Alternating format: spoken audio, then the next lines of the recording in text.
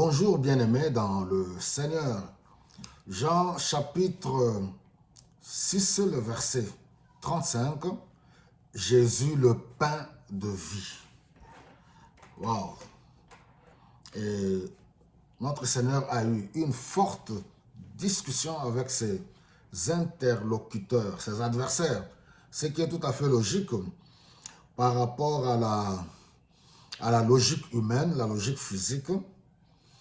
Cette logique physique, cette logique humaine empêche les adversaires de Jésus-Christ de croire en lui qu'il est source de vie et que par sa mort et sa résurrection, on peut obtenir ou cela peut donner la vie à tout être humain.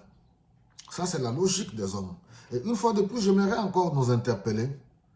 Les choses de Dieu, on ne peut pas les comprendre avec l'intelligence humaine. On ne pourra jamais expérimenter l'amour, la bonté, les bienfaits de Dieu, charnellement parlant. C'est spirituel, comme nous dit l'apôtre Paul, en utilisant un langage spirituel pour comprendre les choses de Dieu. Comment croire que sa mort soit source de vie pour tout homme? Alors c'est là que nous avons besoin que le Saint-Esprit intervienne dans notre vie pour que nous puissions saisir, oui, la pensée de Dieu, le bienfait de Dieu, la bonté de Dieu. Alors, vous devez savoir que le pain de vie, c'est tout simplement croire en Jésus-Christ. Jésus, le pain de vie, croire en lui, demeurer en lui, communier avec lui, participer à la vie de Christ, participer à sa mort et à sa résurrection. De la même manière que le pain physique, le pain comme nourriture.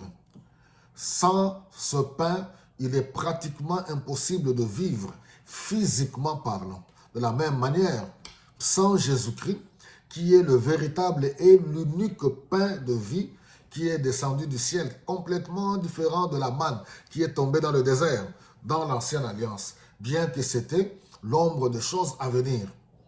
Alors, Jésus-Christ qui est l'unique pain de vie, sans lui, il est pratiquement impossible d'avoir ou d'expérimenter la vie de Dieu en nous. Et la vie de Dieu en nous, c'est ce que nous appelons la vie éternelle. Alléluia. C'est avec beaucoup de plaisir que je vous annonce cette bonne nouvelle. Ne les regrettez jamais, vous qui avez cru en Jésus-Christ, vous qui faites confiance en Jésus-Christ. Nous avons la vie éternelle, la vie qu'aucune personne, qu'aucune puissance de monde des ténèbres ne pourra nous ôter.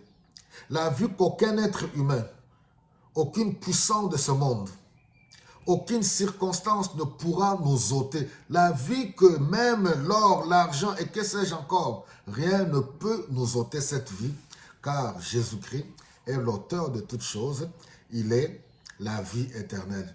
Soyez tous bénis et à très bientôt.